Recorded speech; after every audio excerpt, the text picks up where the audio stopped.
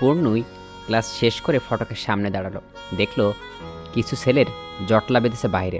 তাদের পাশ কাটিয়ে এসে রাস্তায় উঠল। ছেলেগুলো মাঝে একজন তাকে খেপালো, এই যে বাঁশের কুঞ্চি। পূর্ণির মেজাজটা চটে গেল, মুখে যা আসলো তাই বলল। তুই কঞ্চি, তোর বাপ কঞ্চি, তোর 14 গোষ্ঠী কঞ্চি। ছেলেগুলো হেসে দিয়ে বলল, দাঁড়া, কে কুঞ্চি দেখাচ্ছি। পূর্ণি আর দাঁড়ালো না, দ্রুত কদমে বাড়ির দিকে ছুটল। কিন্তু আচমকা এক মোটরসাইকেল এসে ধাক্কা খেল। ভাগ্যবশত এই যাত্রায় বেঁচে গেল, তেমন কিছুই হয়নি। মোটরসাইকেল চটজলদি করে বাইক থামিয়ে ফেলছে। পূর্ণি ভেবে চাকা খেয়ে দাঁড়িয়েছে। বাইকের তাকে জিজ্ঞেস করলো, এত দ্রুত ছুটছিস কেন? পূর্ণি আমতা আমতা করলো। আসলে ওরা আমাকে রোজ খেপায়, বলে আমি নাকি বাঁশের কঞ্চি। সাফওয়ান বাইক ছেড়ে নামলো, বলল, চল তো দেখি ওরা কারা, কেন খেপায় শুনে আসি। পূর্ণি সাফওয়ান নিজ ছেলেগুলোর সামনে গেল। তখন ছেলেগুলো তাকে দেখে অবাক হলো, কিন্তু পাশে সাফওয়ানকে দেখে আরও বেশি অবাক হলো। বলল, ভাই, তুমি এখানে?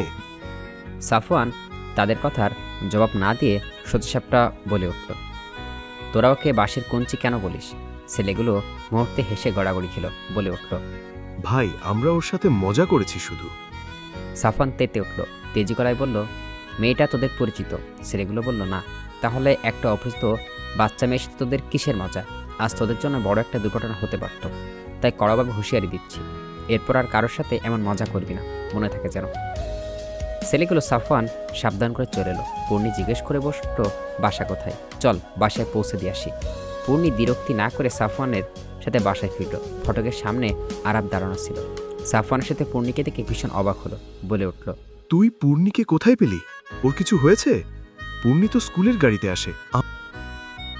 সাফওয়ান অবাক হল, বলল, পূর্ণি তোর কি হয়? আমার কাজিন। সাফওয়ান ফের বিস্মিত হলো। তড়িৎ জবাব দিল, কে? পৌশির বোন? আরাব মাথা নাড়িয়ে জবাব দিল, হুম। সাফওয়ান শুনে বেশ খুশিই হলো। শেষমেশ কিনা সে পৌশির বোনকেই পেয়ে গেল। কি আজব কপাল তার। হেসে উঠল। আরাব তাকে বাসায় ডাকলো। সাফওয়ান বিরক্তি করতে চাইলেও পূর্ণিও তাকে যেতে বলল। আরাফের পিছু পিছু উপরে উঠে এলো সে। পূর্ণি সাফওয়ানকে বসার ঘরে বসতে বলল। ঘরের সবাইকে ডাকলো আরাব। সাফওয়ান লজ্জা পাচ্ছে, এ এক অন্যরকম লজ্জা। পৌশি বাসায় নেই, এখন স্কুলে, তাই তাকে দেখা হলো না তার। সামান্য নাস্তা করে বেরিয়ে গেল দ্রুতই। বিকেল গড়াতেই পৌশি স্কুল থেকে বাসায় এলো। খাবার খেয়ে রেস্ট নিয়ে আবারও পড়তে বসতে হবে। এক যন্ত্রণা তার, শুধু পড়ালেখা আর পড়ালেখা। কি হবে এত পড়ে? সেই তো একদিন মরেই যাবে। আফসোসে পড়ল কিছু সময়। আচমকায় নজর পড়ল তার রুমের চৌকাঠে। আরাফ প্রবেশ করছে তখন, কিন্তু আজকে আরাফের অন্যরকম লাগছে। পরনে নতুন টি শার্ট, চুল স্টেচ করে আঁচড়ানো, গায়ের তীব্র গন্ধযুক্ত পারফিউম। পুরো রুম তার গায়ের গন্ধে মোমো করছে।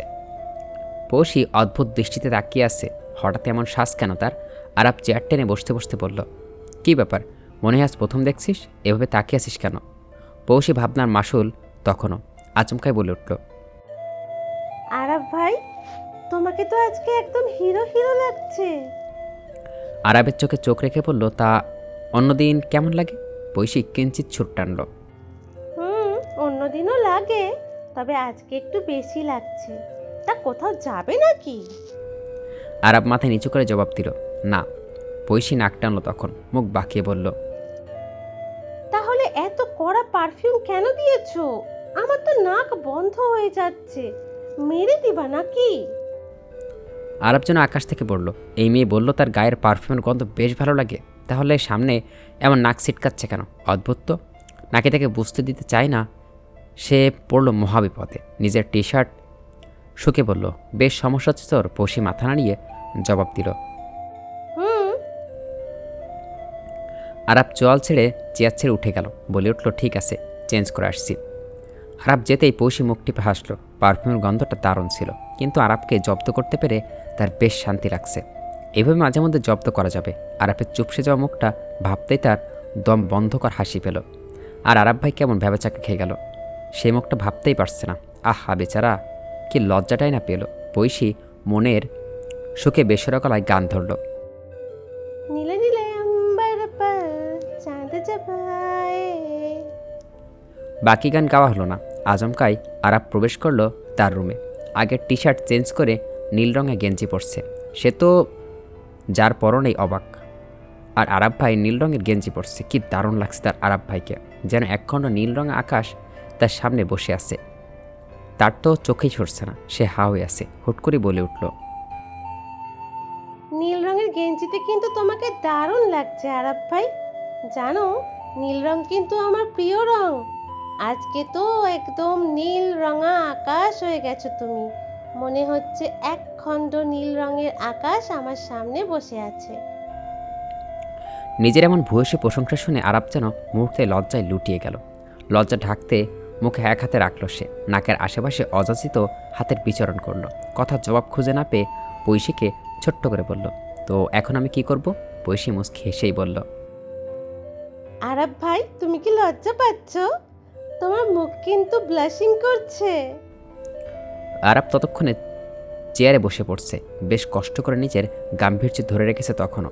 চোখের দৃষ্টি এদিক ওদিক নিল, মুখে রাখা হাত দিয়ে নিজের থুতনি বুলাচ্ছে বারবার। লজ্জা ঢাকতে তার যত কৌশল কতক্ষণ পারবে কে জানে, কিন্তু পৈশী যে নাসর বান্ধা। মুখের কোণে কিঞ্চিত হাসি ফুটিয়ে সে তার মুখ রাখল একদম আরাফের মুখ বরাবর, সাথে ভুর উঁচিয়ে বলে উঠল, আরাফ ভাই, লজ্জা পেলে তোমাকে কিন্তু অনেক কিউট লাগে। পৈশীকে এত কাছ থেকে দেখে আরাপ যেন আটকে উঠল। তার দূরত্ব যৎসামান্য মাত্র। এতটা কাছে সে চাইলেও পৈশীর সাথে যে কোনো কিছু ঘটতে পারে, নিয়ন্ত্রণহীন হতে পারে যে কোনো মুহূর্ত। কিন্তু এমন অযাচিত কিছু দুইজনের জন্য কখনো ভালো কিছু বই আনবে না, এতে হিতের বিপরীত হতে পারবে। কিন্তু এখন তাকে চটজলদি পৈশীকে থামাতে হবে। মুহূর্তে আরাপ যেন আগুনের ফুলকির মতো দপদপ করে জ্বলে উঠল। জ্বলন্ত লাভান্নায় চোখে মুখে অগ্নি বর্ষণ হচ্ছে। ফোঁস করেই বলে, এতটা কাছে আসবি না, যতটা কাছে আসলে আমি ব্যাপারা হয়ে যাই, মাইন্ড ইট। পৈশী মুহূর্তে স্তব্ধ হয়ে গেল, অবিশ্বাস্য নজরে তাকালো আরাপের দিকে। তার আরাপ ভাই তাকে হুমকি দিল নাকি সতর্ক করলো, তার ছোট্ট মাথায় ধরল না। আর কিসের বেপরোয়া হবে, আর কেনই বা হবে, এটাই বুঝলো না। সে তো মজা করছিল শুধু, এটা নিয়ে এত সিরিয়াস হওয়ার কী আছে? আশ্চর্য তো। এরপর সে আর টু শব্দও করেনি। মাঝে মাঝে সে এই আরাপকে বুঝতে পারে না, কী সব অদ্ভুত অদ্ভুত কথা বলে। তার ভীষণ মন খারাপ হলো, নিশ্চুপ বইয়ের পাতায় চোখ বুলালো। আজ থেকে সে আর আরাবের সাথে কোনো কথাই বলবে না। আরাবও নির্ভীতে দেখল পৌশিকের চুপসে যাওয়া থমথমে মুখ, আক্ষেপে পড়ল। কিন্তু সে বা কী করবে? সে যে কারোর কাছে প্রতিজ্ঞাবদ্ধ, চাইলে কিছু করতে পারবে না। বাক্য বিনিময় ছাড়াও দুইজনে হুহাতে কথা বলল। পড়াশোনা শেষ করে আরাব বেরিয়ে গেল চুপচাপ। তখনও পৈশী মুখ কালো করে রেখেছে, যেন আষাঢ়ের ঘন কালো মেঘ জমেছে তার মুখ জুড়ে। যে কোনো সময় বৃষ্টি নামবে ঝমঝমিয়ে। সন্ধ্যা গড়ালো তরুণীর তলে। প্রিয়া বিকেলে নাস্তার জন্য ডাকল পৈশীকে, কিন্তু সে নিশ্চুপ নিজের রুমে পড়ে আছে। বেউনি একদম। আরিবা এসে ডাকল, পৌশী আপু, তোমাকে ডাকছে নাস্তা খাওয়ার জন্য, এসো না জলদি। খিদে নেই। চলো না আপু, এমন গো ধরে বসে আছো কেন? কি হয়েছে তোমার? আরিবার এমন অনুনয় বিনয় শুনে পৌশী বাধ্য হয়ে বেরিয়ে এলো। আরিবা এক হাত ধরে রেখেছে। এসে দেখলো সবাই খাওয়ার জন্য প্রস্তুতি নিচ্ছে মাত্র। আরাব এখনও আসেনি। পৈশী বসতেই হুট করে আরাবও পাশে এসে বসলো। পৈশীকে দেখেও না দেখার ভান করলো। আরাবের গায়ে নীল রঙের গেঞ্জি এখন আর নেই, কালো গেঞ্জি পরছে। মুখে হাসি নেই তার, থ মেরে আছে। সৌরভ গৌরব পাশাপাশি, দুইজনে নজর আরাব পৈশীর দিকে। দুইজনে আজ এত চুপচাপ, কেউ কারোর দিকে তাকাচ্ছে না। তাদের সন্দেহ জাগলো মনে। তাই গৌরব পৌশীকে বলে উঠল, কি হয়েছে আমাজান, আজ এত চুপচাপ কেন? কেউ কিছু বলেছে? পৈশী জবাব দেওয়ার আগেই নাজমা টিপ্পি মারল, আরাব ভাই ছাড়া আর কে হবে? নিশ্চয়ই কিছু বলেছে। সে ছাড়া এত দুঃসাহস আর কারো নাই। আরাব খাওয়ার মাঝে ভীষণ খেল। এটা তার না দাদু নাকি সিআইডি অফিসার, কেমনে সব বোঝা যায় কে জানে। সৌরভ আরাবের দিকে পানি এগিয়ে দিল। মায়ের তীব্র প্রতিবাদ করে বলে উঠল, শুধু শুধু আমার বাবাজির উপর দোষ দিও না তো আম্মা, পৈশীও নিশ্চয়ই কোনো অন্যায় করছে। নাজমা বেগম পৈশীর উদ্দেশ্যে বলে উঠল, হ্যাঁ রে পৌশী, তুই আরাবকে কামড় মারতে পারিসনি? আগে তো কথায় কথায় কামড় দিতি। এখনো আরাফের কাঁধে, বুকে, পেটে তোর কামড়ের দাগ আছে। ও শতবম্বের মতো নিজের দাদুর দিকে চেয়ে আছে। টেবিলের সবার দিকে এক পলক নজর বোলালো। সবাই মুখ টিপে হাসছে তাকে নিয়ে। আরাফ নিশ্চুপে খেলেও সে লোক বেশ মজা নিচ্ছে তার। ছি, কি লজ্জা! লজ্জায় মরমর অবস্থা। সে সত্যি আগে আরাফের কথায় কথায় কামড় বসাতো, আর এটা নিয়ে রীতিমতো সবাই হাসাহাসি করে এখনো। মাঝে মাঝে আরাফও তাকে এটা নিয়ে খেপায়, সে নাকি রাক্ষসরানী কটকটি। সে ভাত না খেয়েই তাকে কামড়াতো শুধু। অবস্থা বেগতিক দেখে গৌরব পৈশির পক্ষ নিয়ে বলল, দোষ শুধু আমার আম্মাজানের ছিল না, তোমাদের আদরের আরাপ সে কি কম ছিল? আরিবাকে নিয়েই তো এখন দুইজনের মাঝে ঝগড়া হতো। ঝগড়া নয়, শুধু রীতিমতো যুদ্ধ হতো। পৈশি আরিবাকে কোলে নিতে চাইতো, আর আরাব আরিবাকে ছুতেও দিত না। এই জন্য পৈশি খেপে গিয়ে কামড় বসাতো। বেচারে কি দোষ বলো? আরিবা হা হয়ে সবার কথা শুনছে, হুট করে বলে উঠল, ভাইয়া, পৌষি আপু ছোটবেলায় তোমরা দুজন আমাকে নিয়ে এত ঝগড়া করতে, কি সাংঘাতিক ব্যাপার। কিন্তু এখন তোমরা কি নিয়ে ঝগড়া করো? আমি তো বড় হয়ে গেছি। আরাব খাওয়া বন্ধ হয়ে গেল মুহূর্তে। নিজের বোন কি জবাব দিবে এখন? চটজলদি বলে উঠল, আমরা ঝগড়া করলাম কখন? পৈশিকে পড়ার জন্য বকেছি বলে মুখ ফুলিয়ে বসে আছে, সেটাও কি আমার দোষ? পৈশি প্রতিবাদ করে বলে উঠল তড়িৎ, মোটেও পড়ার জন্য আমাদের মাঝে ঝগড়া হয়নি। আমি তো শুধু আরাব ভাইকে বলেছি তোমাকে। তোকে যে বই থেকে এলোমেলো ভাবে অঙ্ক করতে দিয়েছিলাম, তার মাঝে কয়টা উত্তর দিতে পেরেছিলি সেটা বল আগে। পৌষি পুরো কথা শেষ করার আগেই আরাব জবাব দিল। বেচারি মুহূর্তেই চুপসে গেল। নিজের বাবার দিকে তাকালো এক পলক। এখন তার বাপ বকবে, সে চট করে গৌরবের দিকে তাকালো। বড় বাপ্পা, তুমি কিছু বলো না। তোমার ছেলে সারাক্ষণ আমার পেছনে লেগেই থাকে। আমি আর তোমার ছেলের কাছে পড়বো না। পড়াশোনা না করলে এই বাড়িতে থেকে তোমার কাজ নেই। ভাবছি পাত্র দেখব, তারপর তোমাকে বিয়ে দিয়ে দেব। হাস্যজ্জ্বল পৈশি বাকরুদ্ধ হয়ে গেল হঠাৎই। হতবম্বের মতো তাকলো নিজের বাবার মুখ পানে। সত্যি বিয়ে দিয়ে দেবে? দুই চোখে ছলছল। খাবার তার গলা দিয়ে নামলই না আর। চেয়ার ছেড়ে নিজের রুমের দিকে ছুটল দ্রুত। আরাব মুখে হাত দিয়ে বিড়বিড় করলো, মাথা মোটা একটা। গত 2 দিন স্কুলে যায়নি পৈশি। ঘরের কোণে দিন কাটলো বেশিরভাগ। খাবার খেয়ে চুপটি করে বসে থাকে নিজের রুমে। বাবার চোখের সামনে একদমই পারেনি, কিন্তু আস্থার মতো বদলে ফেলেছে। সে স্কুলে যাবে, তাই একদম তৈরি হয়ে স্কুলের জন্য বের হচ্ছে। বসার ঘরে নাজমা বসে আছে। বেশ অবাক হলো নাতনির আংশিক পরিবর্তনে। গত 2 দিন বলে বেরিয়েছে আর স্কুলেই যাবে না সে, কিন্তু আচমকা মত বদলানো হয়ে গেল কেন তার? সন্ধি গদ্ধ দৃষ্টির তাকাতেই নাতনির দিকে জিজ্ঞেস করল, তুই স্কুলে যাবি না বললি, পড়াশোনাও আর করবি না, তাহলে এখন তো স্কুল কে যাচ্ছে? পাত্র খুঁজতে। পৈশির সতীসাপটা জবাবে ভেওচাকা খেল নাজমা। দ্বিতীয়বার সে কিছু বলার আগেই পৈশি পুনরায় বলে উঠল, তোমার ছেলেকে বলবে আমাকে বিয়ে দিয়ে দিতে। আমি আর এ বাড়িতে থাকবো না, পড়াশোনাও করবো না। নাজমা দু চোখ গলে গোলগোল করে তাকিয়ে আছে। মুচকে আসলো। জবাব দেওয়ার জন্য মুখ খুলতেই পাশ থেকে দ্রুত আরাবের জবাব এলো, বিয়ের পর শ্বশুরবাড়িতে গিয়েও পড়তে হবে। জামাইও তোকে ধরে বেঁধে পড়াতে বসবে, তখন কি করবি পৌষ মাস? দরজার সামনে দাঁড়ানো আরাব শান্ত সুরে অপমান কানে এলো পৈশির। মনে মনে ভেংসি কাটল। আরাবের উপর বেশ বিরক্ত সে, তাই জবাব না দিয়ে ঘর থেকে বের হলো। আরাবও চুপচাপ দেখলো শুধু, কিন্তু পুনরায় আর কিছু বলেনি তার। 2 দিন পর স্কুলে বান্ধবীর দিকে একটু বেশি খুশি হলো তৃপ্তি। কানের কাছে ফিসফিস করে জিজ্ঞেস করলো, আমার কাজটা করেছিস? পৈশি কিছুই বুঝলো না কিসের কাজ। হা করে তাকালো শুধু। সে জবাব দিল, কিসের কাজ তোর? তৃপ্তি আশাহত হলো। তার অসহায় মুখ পৈশির ব্যাগে হাত দিতেই নিজের চিঠিটি খুঁজতে। পৈশি ধমক দিয়ে, ব্যাগে কি খুঁজছিস? তৃপ্তি শুনল না। সে ব্যাগ খুঁজে নিজে রেখে দেওয়া চিঠি ভেবে হাতে নিলেই একটা কাগজ, কিন্তু পৈশি তার আগেই সো মেরে নিচে নিয়ে নিল। বাস করা চিঠিটা মেলে পড়তে নিতে হা হয়ে গেল। সে তিতলির দিকে তাকালো। এটা তো আরাব ভাইয়ের হাতের লেখা। তিতলিও বেশ অবাক। এইসব ভঙ্গুজঙ্গ প্রেমের চিঠি না লিখে পড়াই মনোযোগ দাও। এসএসসিতে ভালো রেজাল্ট কর, তারপর না হয় আমরা প্রেমের বিনিময় নিয়ে ভাবব। পৈশি আচমকায় অট্টহাসিতে ফেটে পড়ল। আরাব তিতলিকেও পড়ার চাপ প্রয়োগ দেখে। তিতলি বেচারে হতবম্বের মতো দাঁড়িয়ে আছে। নিজ মনে আরাবকে গালি ছিড়ল, এত নিরামিষ কেন এই লোক? এভাবে প্রেমপত্রে কেউ পড়াশোনা নিয়ে কথা বলে? তারপর থেকে তিতলি সাহস করে আর কখনো আরাবকে চিঠি দেয়নি, আর না আরাবের থেকে কোনো চিঠি পেয়েছে। সময়টা এভাবেই যাচ্ছিল।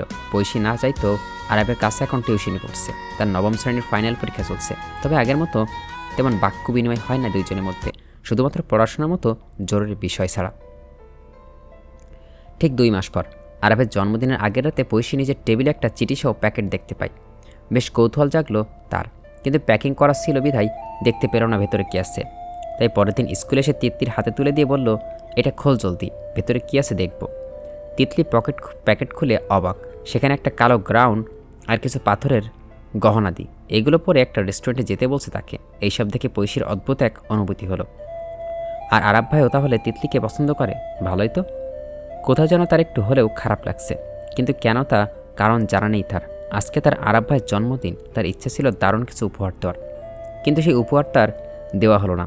স্কুল থেকে বাড়ি ফিরতে মন চাইল না তার, মন যেখানে যাচ্ছে সেও ছোটে সেই দিকে। রেস্টুরেন্টে বিকেল থেকে বসে আছে আরাব, নিজ মনে বিরক্ত হলো। এই মেয়ে এত দেরি করছে কেন?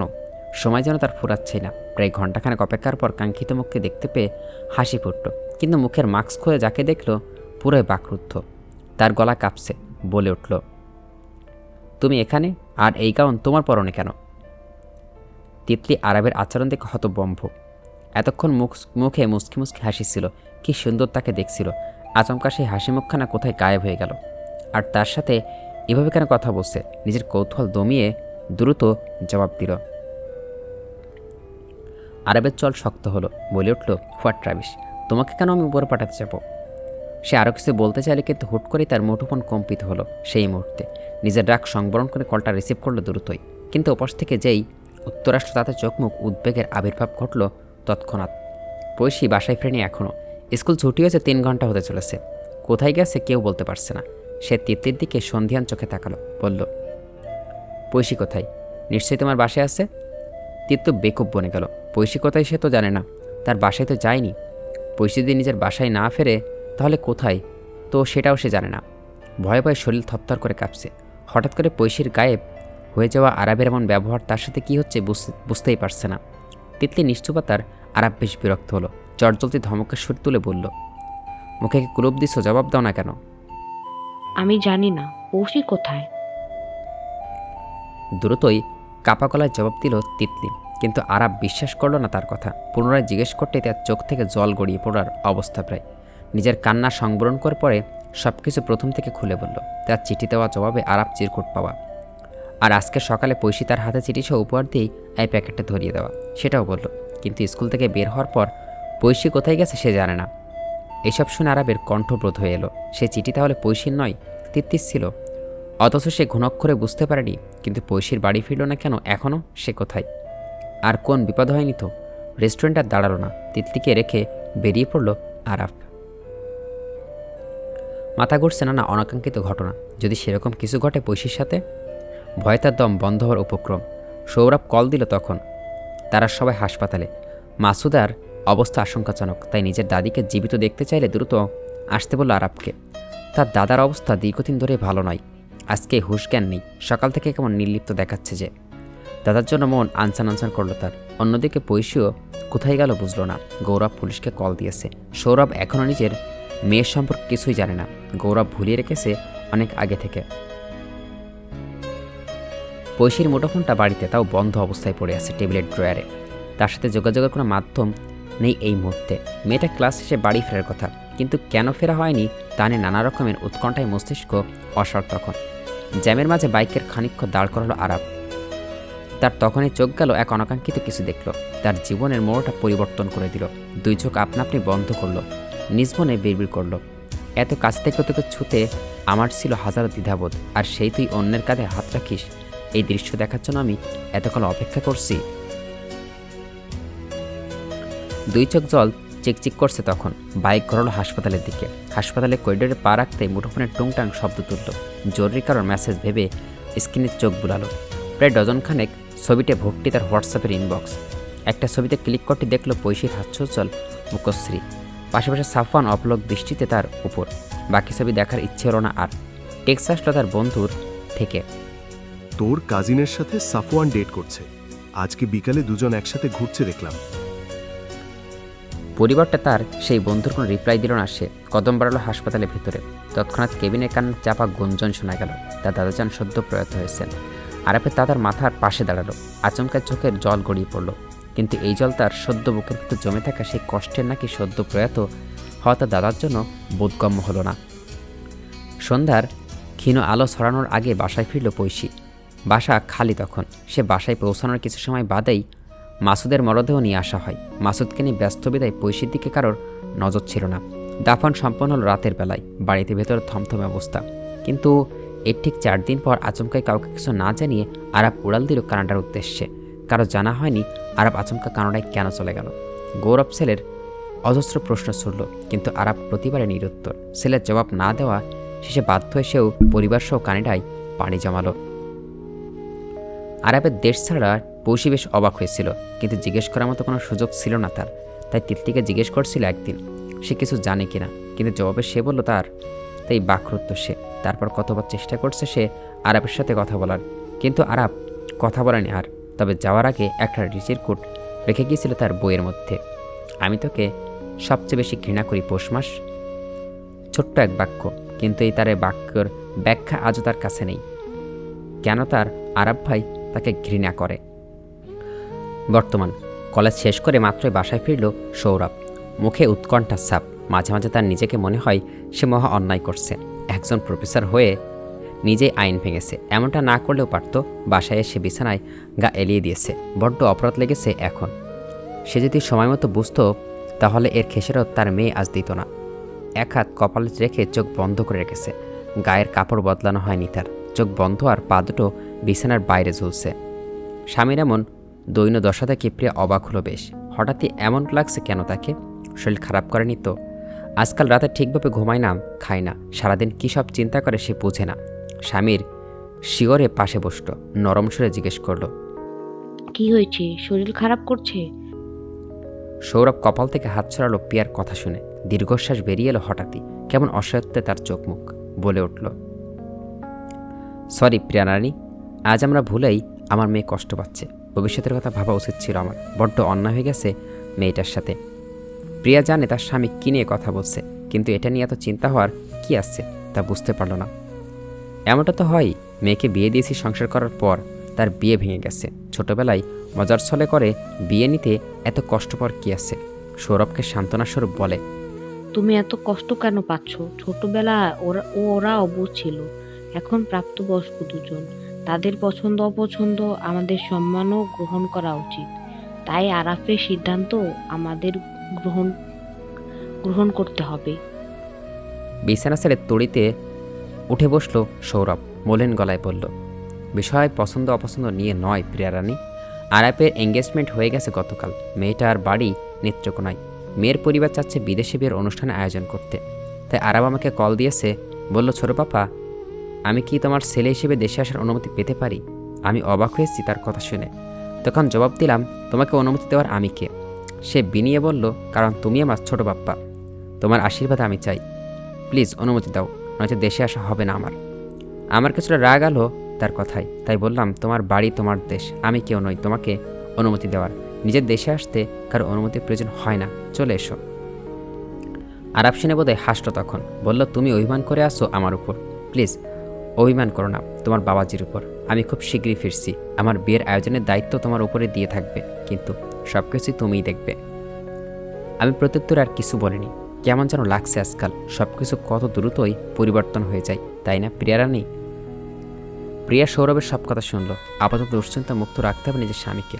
তাই মুখের কোণে কৃত্রিম রাগের প্রতিফলন ঘটালো, যাতে বাহিক চিন্তাগুলো থেকে বের হতে পারে দ্রুতই। সৌরভকে ফ্রেশ হতে বলল আগে, পরে তারে এ নিয়ে কথা বলবে। সৌরভ কোনোভাবে উঠে নিজের ক্লান্ত শরীর নিয়ে উদ্দেশ্য ফ্রেশ হওয়া। পরন্ত বিকেল। সাজ রব তাদের পুরো ভবন জুড়ে। চতুর্থ তলার একটা ভাড়াটিয়ার মেয়ের বিয়ের উপলক্ষে পুরো ভবন কৃত্রিম সাজে সজ্জিত হয়েছে। সৌরভদের পুরো পরিবার আমন্ত্রিত সেখানে। বিকেল হতেই তাদেরও ডাক পড়ল সে বাসা যাওয়ার জন্য। প্রিয়া অবশ্য একবার ঘুরে এসছে। নাজমা হাঁটতে পারে না এখন, তাই যাওয়া হয়নি। পূর্ণি সবার আগে পৌঁছে গেছে তাদের বাসায়। আনন্দ আর হইচই এরই মাঝে ডুবে আছে সে। পয়সা এসব থেকে একটু দূরেই থাকে। কেমন যেন লাগে তার। গিজগিজ করা মানুষ তার একদমই পছন্দ না। শান্ত পরিবেশের নেই বিধায় এইসব অনুষ্ঠান থেকে সে দূরে থাকে। তার এত হইচই ভালো লাগে না। তবে আজ তাকে যেতেই হবে। বিয়ের কোণে তার 1 বছরের সিনিয়র। অনেক অনুরোধ করছে তাকে যাওয়ার জন্য, তাই ভাবলো আজকে যাবে সে। আর কত ঘর বন্দি থাকবে? কি লাভ নিজেকে এত কষ্ট দিয়ে? একবার সে তার আর চুপ থাকবে না, হাসি খুশিতেই থাকবে। তার বাবার হাসিও তার কাছে মিলিয়ে গেছে, তাই বাবার মুখের হাসি তাকে ফিরিয়ে আনতে হবে। এবার থেকে সে হাসি খুশিই থাকবে। যদি তার মায়ের নিষেধাজ্ঞা নেই, তবে তার বাবার অনুমতি লাগবে। অনুমতির জন্য সে তার মায়ের রুমে গেল। দেখলো তার বাবা মা দুইজনেই আলাপচারিতে ব্যস্ত। কী নিয়ে কথা হচ্ছে তাদের জানা নেই, তবে মায়ের কাছে তার ইচ্ছের কথা জানালো। প্রিয়া কিছু বলার আগে সৌরভ বলে উঠল, যাও, সমস্যা নেই, তবে সাবধানে থেকো। পরিচিত অপরিচিত অনেক ছেলেপেলে আসবে, তাদের থেকে দূরত্ব বজায় রেখো। পৈশী বাবার কথায় সায় জানিয়ে নিজের রুম ছেড়ে ফিরল। যাক, তার বাবা অনুমতি দিয়েছে। সে হলুদ রঙা জামা পরল, সাথে ম্যাচিং করা পাথরের গাহদি। বেরোবার সময় নাজমা দেখলো, ভীষণ অবাক হলো। নাতনিকে এমন সাজে মানে অনেক দিন পরে দেখছে সে, তাই ভূত দেখার মতো চমকে উঠে বলল, এত সাইজা কোথায় যাও? আজ তো পাত্রের লাইন লাগায় বা বইন। পৈশী নিজের দাদুর কথায় আলতো করে হেসে জবাব দিল, তোমার তো খুশি হওয়ার দরকার, নাতনির বিয়া খাবা। নাজমা জোহরি চোখে পর্যবেক্ষণ করলো। এসব কি সত্যি তার নাতনি পড়ছে নাকি অন্য কেউ? যে বিয়ের নাম শুনলে খেপে যেত, কিন্তু আজ গলার সুর এত নরম, ব্যাপারটা কি হজম হলো না তার। পুনরায় জিজ্ঞেস করলো, তাইলে জলদি আমার বইনের বিয়া খামো। পৈশীর মুখ তখন মৃদু হাসি, বেরিয়ে যেতে জবাব দিল, ভাগ্যে থাকলে খেতেও পারো, এ আর এমন কি। পৈশীকে দেখে বিয়ের কোণে বেশ অবাক। সে ভেবেছিল হয়তো পৈশী আসবে না, কিন্তু সত্যি যে সে এসেছে তাতেই খুশি সে। হলুদের অনুষ্ঠান শুরু হতে বেশি বাকি নেই। নিফাকে তখন সাজানো হচ্ছে হলুদের জন্য। তখন তার বড় বোন নীলা রুমে এসে দেখে পৈশী একপাশে চুপচাপ বসে আছে। হলুদের সব মেয়েরাই শাড়ি পরে এসছে, শুধু পৈশী ছাড়া। পূর্ণিও শাড়ি পরে ঘুরছে। নীলা কিছু একটা ভাবল। সেই সবুজ আর হলুদের মিলে সে জামদার একটা শাড়ি নিয়ে পৈশীকে তার কাছে ডাকলো। পৈশী ভেবেছিল কোনো প্রয়োজন হয়তো তার কাছে পড়ছে, কিন্তু এসে দেখে তাকে শাড়ি পরানোর জন্য তোড়জোড় শুরু করে দিয়েছে। সে মুখে না বলে ফেনা তুললেও নীলা তার কোনো নিষেধাজ্ঞায় শুনল না। শাড়ি পরিয়ে চুলগুলো খোলা ছেড়ে দিয়ে তার সাথে চুড়ের মাঝে বেনিফুল গাজরা পড়ালো। পরনের শেষে নীলা এক পলক পৈশীকে দেখলো। বেশ সুন্দর লাগছে তাকে, অথচ পৈশী লজ্জায় শেষ। সে এতটাও সাজবে তা ভাবেনি। সৌরভকে ডাকা হলো সবাইকে।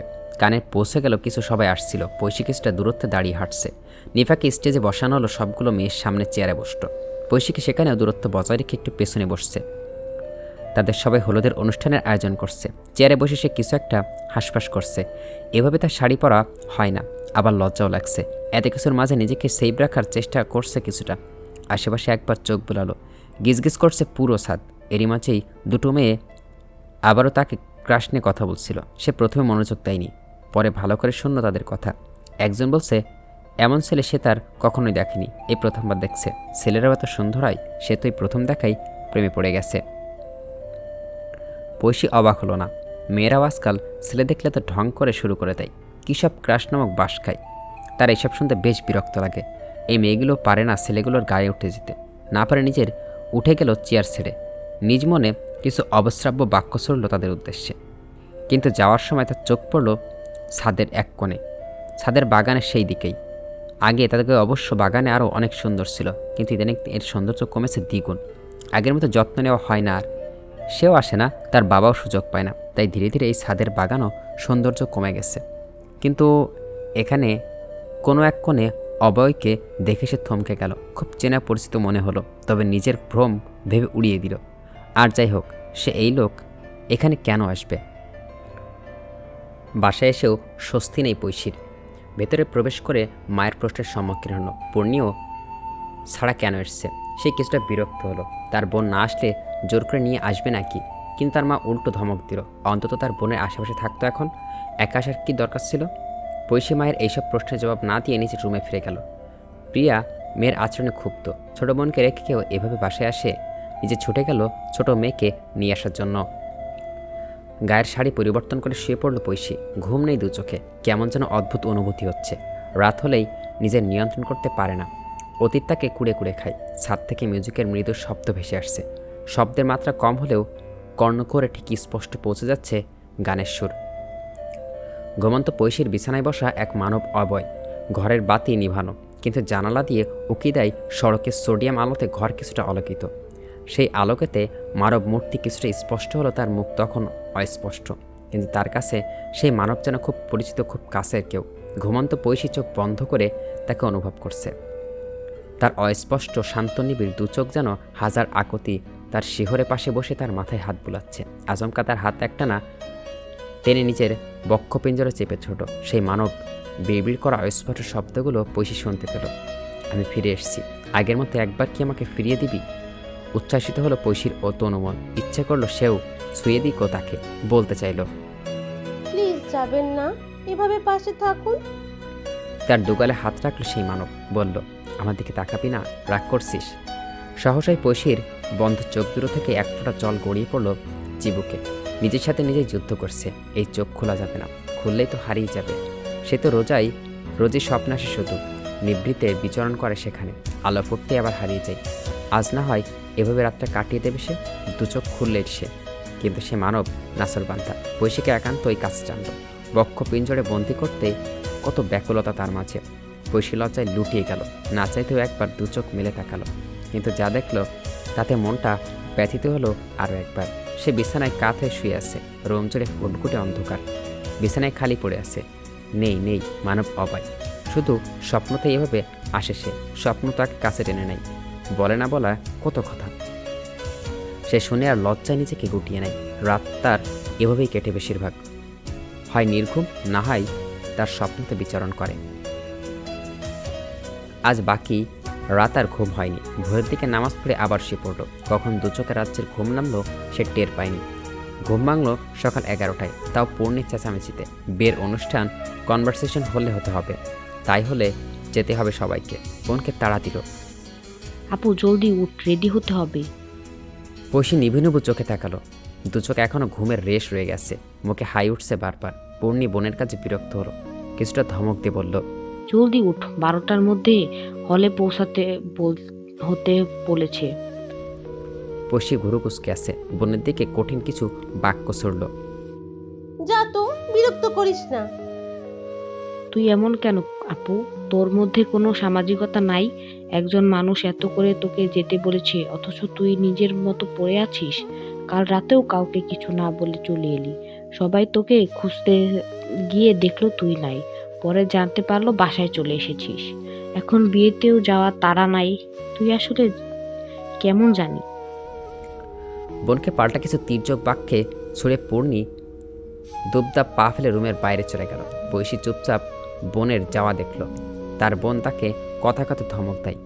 সে অবাক হয় না, আসলে সে কেমন অদ্ভুত রে, তার মধ্যে আজব প্রাণী বাস করে। তার বোনের কথা সত্যি, সে আসলে সামাজিকতায় রক্ষা বোঝে না, কিন্তু এমন কেন সে? শেষে বোনের কথাই লজ্জায় আলস্যের খোলস ছেড়ে বিছানা ছেড়ে নামলো। ফ্রেশ হলো খুব দ্রুত, হালকা কিছু খাবার খেতে হবে, নয়তো খিদের চোটে তার পেটে তাণ্ডব নৃত্য হবে। একেবারে তৈরি হয়ে যাবে, রুম থেকে বের হলো। খাওয়ার টেবিলে নাস্তা রাখাই ছিল, রুটি দিয়ে আর সবজি, সাথে কিছু ফলও, আরেক পেটে স্যান্ডউইচ। সে কিছুটা দ্বিধাদ্বন্দ্বিত, এত নাস্তা কেন আজ টেবিলে, রুটিও আবার স্যান্ডউইচ? তবে এত কিছু ভেবে আর কী লাভ, সে খাওয়ায় মনোযোগ দিল। রুটি ছেড়ে এক পিস স্যান্ডউইচ নিল, 2 গ্লাস পানি খেলো সাথে। আর দাদু বসার ঘরেই ছিল, সেটাকে খেয়াল না করলেও নাজমা ঠিকই খেয়াল করলো। দূরত্ব সামনে করিডর শুধু, সেখান থেকে নাজমার কিছু বাক্য বেশি হলো। বিয়েতে যাও তাহলে। ঐশী খাওয়ার মাঝে জবাব দিল, যাও, সাবধানে, তাড়াতাড়ি ফিরে আসো কিন্তু। তাড়াতাড়ি ফিরতে হবে কেন? আইলেই দেখবা। পৈশী চুপচাপ খেয়ে উঠল। পূর্ণি আগেই বের হয়ে গেছে, তাই দ্রুত বোনকে ধরার জন্য বের হলো। কিন্তু করিডর পার হতে গিয়ে সে বসার ঘরে কিছু একটা দেখছে। তার দাদুর পাশে কেউ একজন বসেছিল। তার দৃষ্টি 1 সেকেন্ড থেকেও কম সময়ের মধ্যে তাকে দেখছে। এটা কি ভ্রম ছিল নাকি সত্যি? সে কি একবার বসার ঘর দেখবে, নাকি কাউকে জিজ্ঞেস করবে? তার পরিবার শুধু সে, তার আর পূর্ণি যাচ্ছে শুধু। তার বাবাও বাসায় নেই, বাকিরা কেউ যাচ্ছে না কেন? কিছু প্রশ্ন ঘুরপাক খাচ্ছে তার ছোট্ট মাথায়। নিজের কৌতূহল দমিয়ে কয়েক মিনিট পরে ফিরে এলো বাসায়।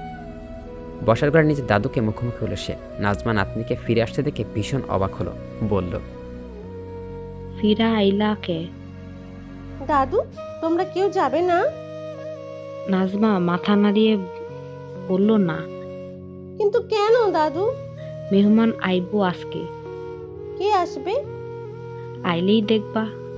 পৈশী নিজের প্রশ্নের জবাব ঠিকঠাক মতো পায়নি, তবে এরই মাঝে সে একটু আগেই কোনো এক অবয়কে দেখছে। সেই লোকটা কোথায়, এখানে নেই কেন? এতটা ভুল কী করে হতে পারে? সে কি তবে ভুল দেখছে? তার চোখ আর মস্তিষ্ক কী সব দেখছে সে বুঝতেই পারছে না। অদ্ভুত লাগছে ভাবতে, সে পাগল হয়ে যাচ্ছে না তো? কিন্তু এতটা ভ্রম কিভাবে হয়? হলের উদ্দেশ্যে গাড়ি উঠল সে। পূর্ণিও আছে তার সাথে। নিফা নীলাভাই সাথেই বসছে। নিফা রাতের কথা জিজ্ঞেস করলো, এভাবে কেন চলে গেল সে? নীলাও বোনের মতন অনেকগুলো প্রশ্ন ছুড়ল, কিন্তু পৈশী নিরুত্তর। পূর্ণি নিজের বোনের হয়ে জবাব দিল, আপু বেশি লোক সমাগম বেশিক্ষণ থাকতে পারে না। ওরা মাথা ব্যথা শুরু হয়ে যায় তখন, এই জন্যই কাউকে না বলে চলে গেছে। নীলা তখন উল্টো ধমক দিল, আরে আমাদের বললে কি হতো, ওষুধ ছিল তো, খেলে আরাম পেতো, মাথা ব্যথাও করতো না। বসে মাথা নাড়ালো, না না আপু, ওষুধে কাজ হয় না, ঘুমানোর আগে আমার নয়তো শরীর খারাপ করে ভীষণ। নীলা চুপ হয়ে গেল, পরক্ষণে বলে উঠল, আহ। গাড়ি চলতে শুরু করছে। বাড়ির প্রধান ফটক পেরিয়ে মাত্রই রাস্তায় উঠছে। বৈশীর আচমকায় চোখ পড়ল তাদের তৃতীয় তলার, তার পাশের দক্ষিণা বারান্দায় একটা তাওয়াল শুকাতে দেওয়া আছে। চোখে মুখে রাজ্যের বিস্ময় তার। এইটার তো আরাব ভাইয়ের বারান্দা, এই বারান্দায় গত 5 বছরে খোলা হয়নি, আর শুধু মাসে একবার করে এই রুমটা সাফ সাফাই করা হয়, তারপর আবার বন্ধ করে রাখা হয়। কিন্তু টাওয়ালকে শুকাতে দিয়েছে, এই রুম তো কারো প্রবেশ করার কথা না। তাহলে পূর্ণি জিজ্ঞেস করলো, আরাবি ভাইয়ের রুমে কেউ ছিল কালকে? পূর্ণি বলল, হ্যাঁ ছিল, নিফা আপুর কাজিন। প্রশ্নের উত্তর পেয়েও সন্তুষ্ট নয় সে, তবু মনকে শান্ত রাখল। হলে সে ঘোরাঘুরি করে খাবার শেষে ঘন্টা 2 পার হয়নি তখন। ঘড়ির কাঁটা দুইটা 20 মাত্র। তার মুঠোফোন কম্পিত হলো হঠাৎ। বৈশী দেখল তার বাবা কল দিয়েছে বারবার।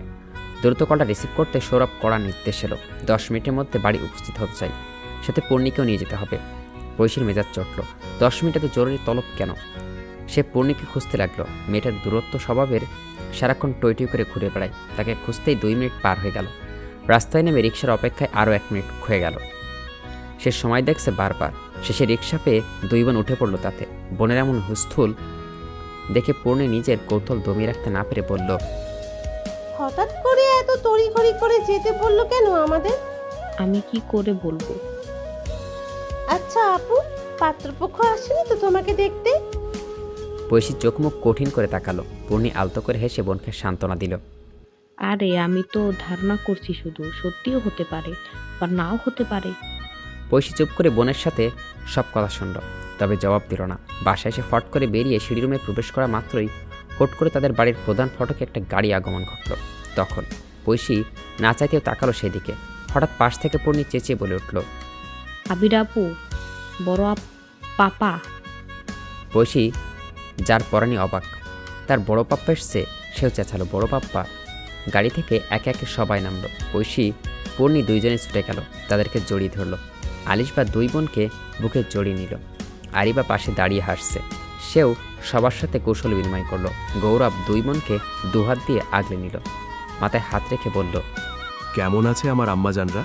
দুজনেই কান্না মিশ্রিত গলায় জবাব দিল, ভালোই। কিন্তু সবার শেষে অপরিচিত একটা মুখ নামলো। 2 বোন অবাক হয়ে দেখলো এই মেয়েটাকে। আরিবা পরিচয় করলো তার সাথে, আকসা আপু। আকসাকে দেখে পৈশী মুখ চুপসে গেল মুহূর্তেই। কিন্তু সবাইকে দেখলেও সে চেনা মুখটা দেখল না সে। আরাব ভাই কি আসেনি তবে? তার বেহায়া মনটা সেই নিষ্ঠুর লোকটাকে খুঁজছে। আচমকায় পূর্ণি বলে উঠল, আরাব ভাই কোথায়? ভাইয়া আসেনি এখনো, সে তো সবার আগে এসেছে। পৈশী ফের একবার চমকালো, আরাব ভাই এসছে, কিন্তু কোথায়? হঠাৎই বলিষ্ঠ পুরুষের একটা চিৎকারে স্তব্ধ হয়ে গেল পৈশী। প্রায় ঘণ্টাখানেক সবার সাথে কৌশল বিনিময় শেষে নিজের রুমে ফিরে এলো। পরনে কাপড় চেঞ্জ করার জন্যই দীর্ঘ সময় ধরে ভারী পোশাক পরে থাকতে বিরক্ত লাগছিল তার। বড় পাপ্পা, বড় আম্মু, আরিবা ও আকসাপুর সাথে এতক্ষণে বসে বসে আলাপ জুড়েছিল সে, কিন্তু শতখুঁজেও কাঙ্ক্ষিত ওই ব্যক্তিকে পায়নি। লজ্জায় জিজ্ঞেসও করেনি সে কোথায়। বড় পাপ্পা শুধু একবার বলেছে সে সবার আগে দেশে ফিরছে, কিন্তু এই মুহূর্তে কোথায় আছে জানা নেই তাদের। সেও আর দ্বিতীয়বার জানতে চায়নি তার আরাব ভাই এখন কোথায়। কিন্তু মন তো বারবার জানতে উকি দিচ্ছে, সেই লোকটা কি তবে একবারও বাড়ি ফিরে না? কত শত দুশ্চিন্তায় মাথায় নিয়ে নিজের রুমেই ফিরল, কিন্তু ভেতরে প্রবেশ করতে গিয়েই বাধ্য বিপত্তি। দরজা ঠেলে নিজের রুমে এসে দাঁড়ানো মাত্রই তাকে দেখে চিৎকার করে উঠল এক মহাবৎ পুরুষ। উস্কো খুস্কো গায়ে ঢিলাঢালা টি শার্ট আর পরনে লুঙ্গি। এমন অদ্ভুত পোশাক পরিহিতা দেখে প্রথমে দ্বিগুণ অবাক হয়েছিল। এই লোককে কোনোদিন লুঙ্গি পরিহিত বোধহয় দেখা হয়নি তার, আর তাই আজ অদ্ভুত লাগলো। তবে তার গায়ের রং যেন আগের থেকেও আরও দ্বিগুণ উজ্জ্বল হয়েছে। পুরো রুম তার সেই উজ্জ্বলতা ছড়াচ্ছে যেন। সে বেহায়ের মতো তাকিয়ে আছে সেই পুরুষের দিকে, তার একান্তই প্রিয় পুরুষ, তার আরাব ভাই। কিন্তু বুঝলো না তার আরাব ভাইয়ের এরকম চিৎকার কেন কারণ এতক্ষণ ধরে জমে থাকা কষ্টের পারদ যেন রূপ নিল হঠাৎ তীব্র অভিমানের মাঝে। অপর পাশে দাঁড়ানো আরাব পৈশীর দিকে কেমন অদ্ভুতভাবে তাকিয়ে আছে তার চিৎকারের। ততক্ষণে ঘরের বাকি সদস্যরা উপস্থিত। প্রিয়া চিৎকার করলো, কি হয়েছে বাবাজি? এমনভাবে চেঁচালে কেন? আরাপ দু চোখ পিটপিট করে বিস্ময় প্রকাশ করলো। নিজের ঠোঁট বাঁকিয়ে প্রিয়ার জবাবে বলে উঠল, এটা তোমার মেয়ে ছোট আম্মু? কেন বিশ্বাস হয় না? তোমার মেয়ে এত ভূতের মতো সাজলে তাকে আমি চিনব কি করে?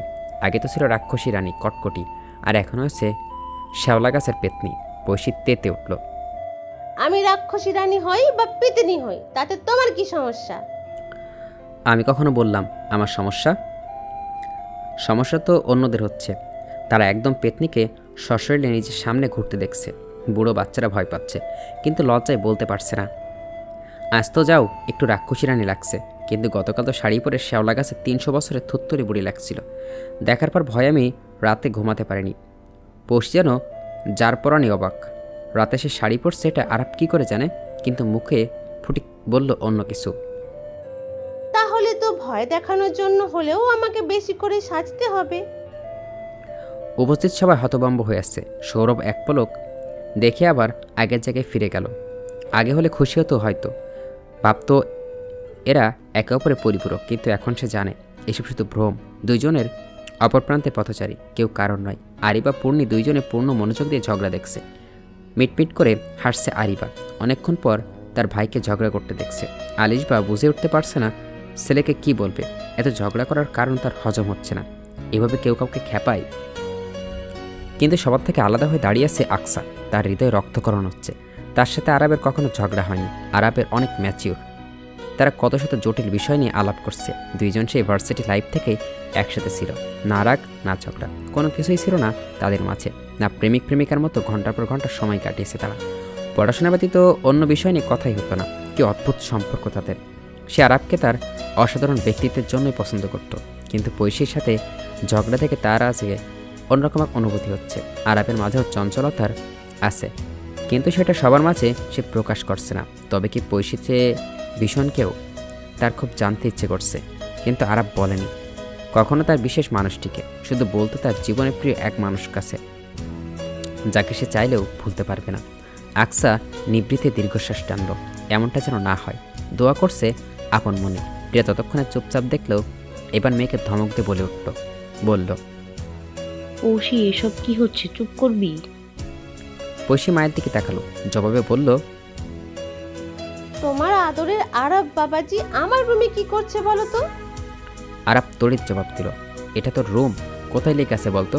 প্রিয়া পুনরায় বলল, হয়তো কোনো দরকারে এসেছিল এই রুমে, তার জন্য এভাবে কথা বলছি কেন ওকে? পৈশী যেন একটু নড়ে চড়ে উঠল। এই ছেলেটার জন্যই এতদিন সে চোখের জল ফেলেছে। যে ছেলেটা তাকে পাত্তা দেয়নি কখনো, উল্টো শুধু কথাই শুনিয়েছে, তার ভেতরে সত্তা হাহা করে উঠল। রাগ অভিমান দুটোই তাকে পেয়ে বসছে। চোখের জল কোণে চিকচিক করছে। মুখে জবাব দেওয়ার অবস্থা সে আর নেই। চুপসে গেল মুহূর্তে।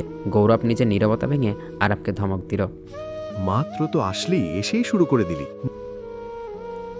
আরাব নিজের বাবার দিকে তাকালো। কথা প্রেক্ষিতে বলল, আমি মাত্র আসিনি বাপ্পা, 18 ঘন্টা হতে চলল। আমি যে এলাম কেউ তো আমার খোঁজও করেনি। পৈশী আরও একবার চমকালো। 18 ঘন্টা হয়েছে, কিন্তু সে তো কিছুই জানে না। খুনাক্ষরে জানতে পারেনি সে, কিন্তু খোঁজ নেইনি। শেষের কথাটা কাউকে মিন করল সে, তাকে না তো। সে সমীকরণ মেলাতে ব্যস্ত। তাহলে ছাদে দেখা সেই অবয়া কি আরাব ভাই ছিল? কিন্তু তখন তার সাথে কথা বলেনি কেন? কি এমন কারণ থাকতে পারে? এখনও কি তাকে ঘৃণা করে, নাকি অন্য কিছু? তার ভারাক্রান্ত মন তখনও কত শত ভাবনায় মাসগুল, কিন্তু মুখ ফুটে রাগের সাথে অভিমানের বহিঃপ্রকাশ করতে চাইত। তার আগেই আরাব বলে উঠল, আমার রুমে ঘুমানো যাচ্ছিল না। রুম দীর্ঘদিন বন্ধ থাকায় কেমন বিদঘুটে গন্ধ লাগছিল, তাই এখানে ঘুমিয়েছিলাম। কিন্তু কোথা থেকে এক পেতনি আগমনে আমার ঘুম গায়েব হয়ে গেল। সব হম্বিতম্বি হয়ে উঠে পড়লাম। কখন আবার আমার গায়ের উপর হামলা করে বসে। আমি তোমার গায়ে হামলা করে বসবো মানে? আমাকে তোমার কি মনে হয় আরব ভাই? সেটা তো বললাম একটু আগে। আবার নতুন করে তোকে কি মনে করতে হবে বলতো, পেতনি একটা? আরাব দায়সারা জবাব দিয়ে বেরিয়ে গেল দ্রুতই। আরাবের সাথে বাকিরাও বেরিয়ে এলো তখন। নির্লিপ্ত পৈশী শুধু তাকিয়ে তাকিয়ে দেখলো সবাইকে।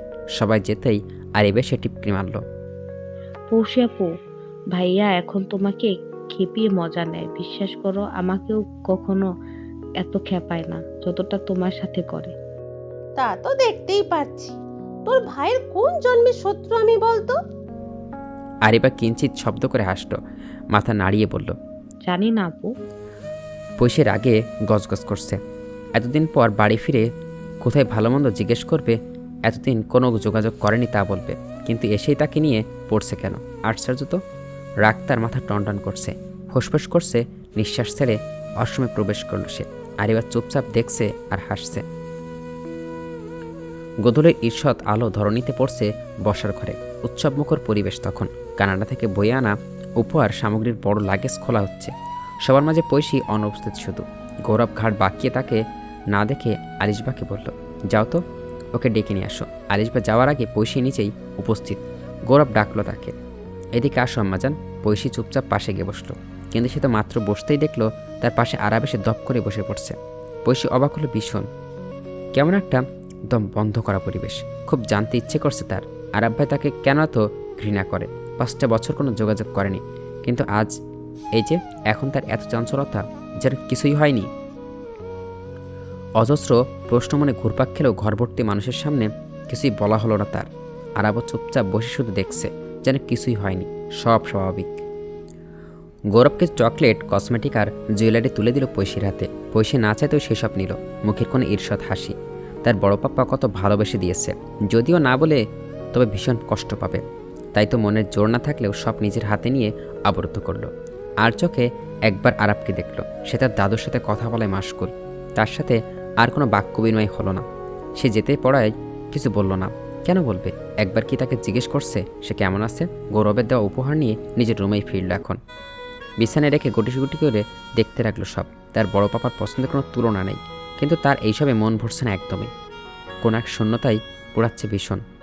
আনমনে ভগ্ন হৃদয়ের হিসাব করছে সে। অতর্কিত কারোর এক বিস্ফোরার বাক্য ভেসে এলো, না সালাম না দোয়া, না কোনো ভালো মন্দ কিছু জিজ্ঞেস করলি, আমাকে কি তোর মানুষ মনে হয় না পোষমাস?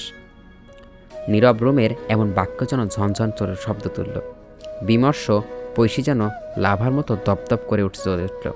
অনেক সহ্য করছে এই লক্ষ্যে, আর নয়, তাই বলে উঠল, কে আপনি? আপনাকে কেন সালাম দোয়া দিতে হবে? আমি তো আপনাকে চিনি না। আরাব ভীষণ রকমের অবাক হলো। চোখে মুখে অনিমেষার ঘোর অন্ধকার নামলো মুহূর্তেই।